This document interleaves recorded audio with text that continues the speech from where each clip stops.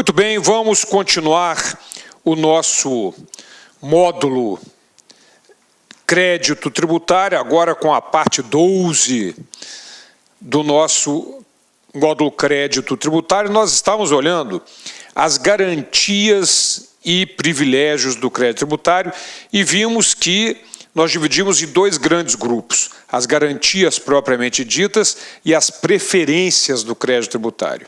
E estávamos ainda vendo as garantias propriamente ditas e vamos continuar agora com o nosso artigo 191 do Código Tributário Nacional. A extinção das obrigações do falido requer prova de quitação de todos os tributos. Ora, quando uma empresa entra num processo falimentar e ela paga até determinados percentuais de alguns créditos, é dada sentença de extinção das obrigações do falido. Ele não precisa pagar todo mundo, na verdade.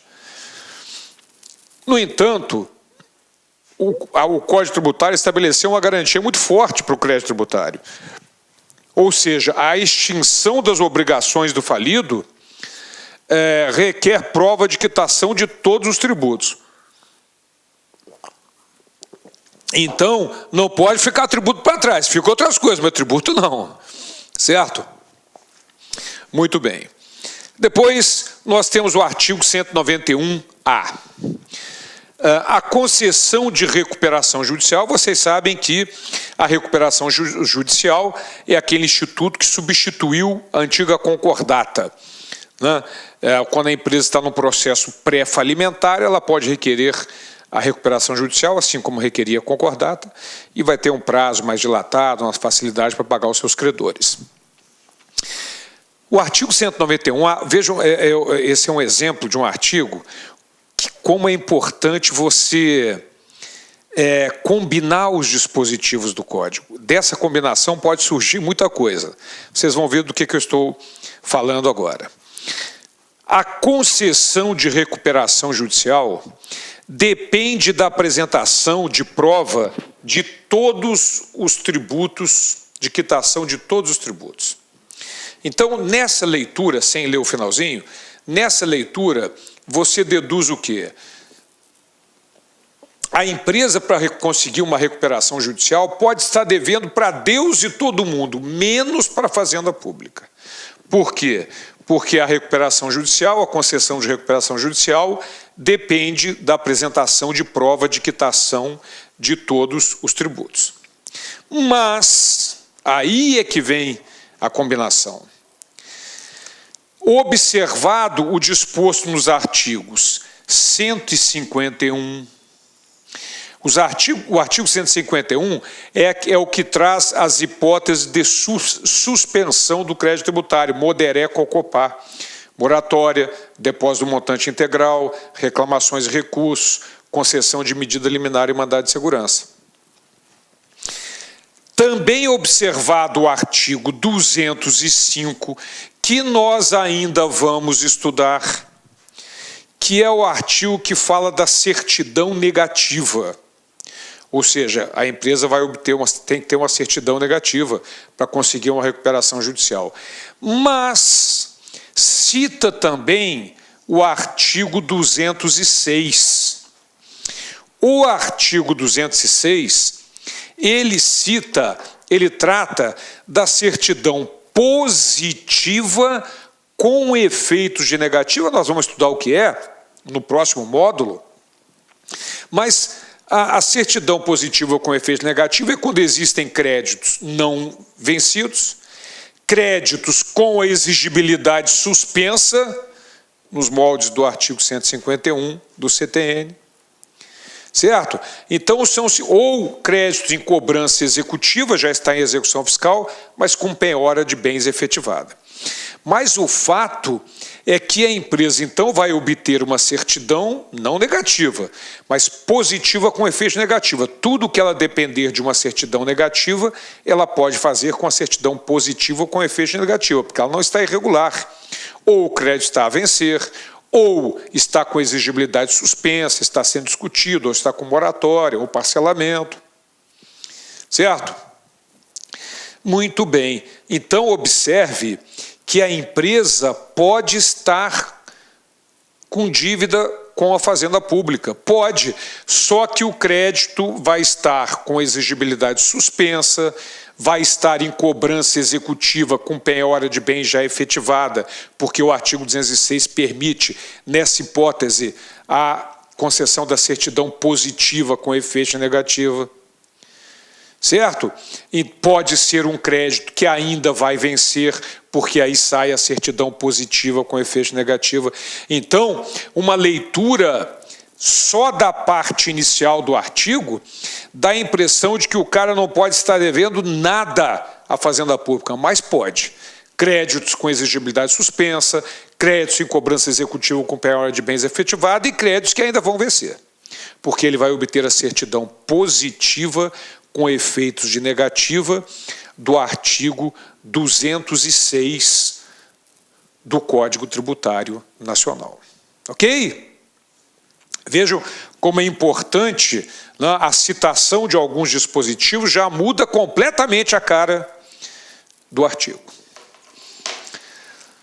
Muito bem, vamos lá. Artigo 192. Nenhuma sentença de julgamento de partilha ou adjudicação, você já sabe que o indivíduo vem a falecer, quando for aberto o inventário, pode ser um inventário de rito ordinário, que vai resultar na partilha dos bens, ou o inventário de rito sumário, quando for só um herdeiro, ou todos forem menores, maiores, e acordarem entre si quem vai ficar com o quê, e manda para o juiz homologar. O juiz converte o inventário de rito ordinário em um inventário de rito sumário. A diferença desses dois é que a passagem dos bens para os herdeiros no inventário de rito ordinário chama-se partilha, no inventário de rito sumário chama-se adjudicação. Então, nenhuma sentença de julgamento de partilha ou adjudicação será proferida sem prova da quitação de todos os tributos relativos aos bens do espólio ou às suas rendas. Então, olha que maravilha, não é? Uma garantia para a Fazenda Pública. O juiz, quando ele vai dar o formal de partilha ou a carta de adjudicação, terminando o processo de inventário, ordinário ou sumário, ele pede certidão negativa da Fazenda Pública Federal, Estadual, Municipal. Sem essas certidões, ele não fornece, ele não dá o formal de cartilha ou a carta de adjudicação, que são os finais do processo de inventário. Ok? Exatamente em função do artigo 192, uma garantia muito grande para o nosso crédito tributário. O STJ determina que a circunstância de que o fato gerador ser ou não do conhecimento da administração pública não foi erigida é erguida, né? Usada como marco inicial do prazo decadencial nos termos do que preceitua o CTN, não cabendo ao intérprete assim estabelecer. E mais, o fato do juiz do processo do inventário haver procedido à partilha dos bens sem exigir a prévia comprovação do pagamento do imposto não pode alterar o prazo decadencial, que não se suspende nem interrompe. Então, nós já sabemos quais são os 4 marcos iniciais do prazo decadencial, e são só aqueles. Primeiro dia do exercício seguinte, aquele que o lançamento poderia ter sido efetuado, que é a regra geral. Da data da sentença que anular por vício formal o lançamento anterior. Da data da notificação ao sujeito passivo do início do procedimento e da exigência de algum detalhe que ele precisa apresentar para a Receita para concluir o lançamento, desde que tenha sido anterior ao primeiro dia do exercício seguinte. E no lançamento por homologação da data da ocorrência do fato gerador. Então, são estes os 4 marcos iniciais do período decadencial. Fora disso, o prazo decadencial não se interrompe nem suspende. Então, o fato do juiz no processo de partilha não ter verificado isso, azar dele, não reabre prazo decadencial. Ok? Muito bem. Em seguida, nós temos o artigo 193 do Código Tributário Nacional. Artigo 193. Esse artigo, você vai observar que, na verdade, ele já ficou meio capenga. Ele serve para a prova, só para perguntar em prova. Nos termos do CTN, você vai responder de acordo com ele, mas você vai observar que ele, na verdade, ele não se aplica muito ao caso concreto atual. Então vamos lá. Salvo quando expressamente autorizado por lei, nenhum departamento da administração pública... Olá, meus amigos, minhas amigas, sou o professor Luiz Antônio de Carvalho e eu estou aqui para fazer um convite muito especial, com muito carinho para você que está estudando direito tributário. Vocês viram? Perceberam, claro, que o nosso professor de Direito Tributário é nada mais e nada menos do que o professor Cláudio Borba. Cláudio Borba, que inclusive é auditor fiscal da Receita Estadual do Rio de Janeiro. Professor daqui da Lá Concursos, um professor que nos enche de orgulho. Eu, pessoalmente, quando fazia o curso de administração, isso lá no início da década de 90, eu tive o prazer de estudar nos livros do professor Cláudio Borba e agora ele faz parte da nossa equipe, do nosso time. Um forte abraço, professor Cláudio Borba. Meus amigos, minhas amigas, eu quero fazer um convite especial para vocês. O professor Cláudio Borba, tá certo? Ele é o nosso professor de Direito Tributário da LAC Concursos. Ele tem um curso super atualizado, completaço de Direito Tributário, gravado aqui na LAC Concursos, né? Esse curso, o foco dele especificamente, ele está voltado para as carreiras fiscais. Então, o professor Cláudio Borba pertence às carreiras fiscais aqui da LAC Concursos. Todo e qualquer concurso de carreira fiscal, de Cefaz, principalmente Cefaz, Secretaria de Estado de Fazenda, do Brasil todo, tá? Teve um concurso de Cefaz, o professor Cláudio Borba vai lá e grava uma revisão. Por exemplo, nós temos a revisão FCC de Direito Tributário com o professor Cláudio Borba. Essa isolada, todo o conteúdo do professor Cláudio Borba por apenas R$ 80. É isso mesmo, R$ 80.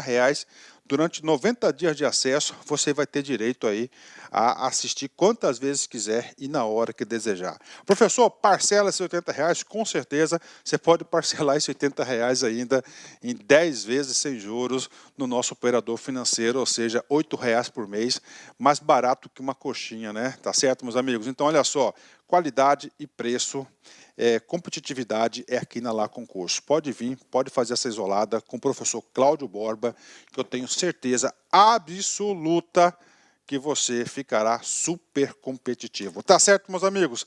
Esperamos vocês aqui na Lá Concursos. Um forte abraço, fique com Deus. Tchau, tchau. Clique lá.